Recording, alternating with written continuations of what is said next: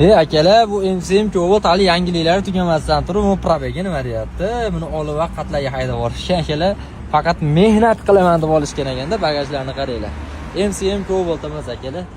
Xo'p, bu Cobaltimizga biz o'zini shtatniy pulda avtozapuslarni qilib berganmiz. Ko'rishinglar mumkin. 2 marta blokirovkani bosasizlar.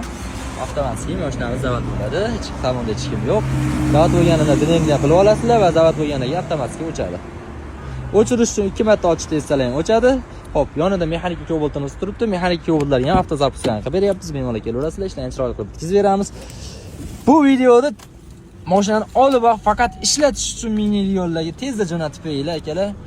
Olishgani shu Toshkentga qatnab gazini bosaylik yo'lga jo'natib qo'yinglar. Albatta bu hazil, probegini ozgina o'zgartirib qo'yganmiz. Ko'rinishida sizlar uchun qiziq bo'lishi uchun. Yaqinlar tezda jo'natib qo'yilasiz. Agar avtozapuskimiz qiziq bo'ladigan bo'lsa, xo'p, MCM Cobaltlarimizga 350 ming, mexanik Cobaltlarimizga mexanika skor datchiklari bilan birgalikda atiga 400 ming qilib beramiz. Qishki kunda eng kerakligi gazini bosamiz hammaga rahmat.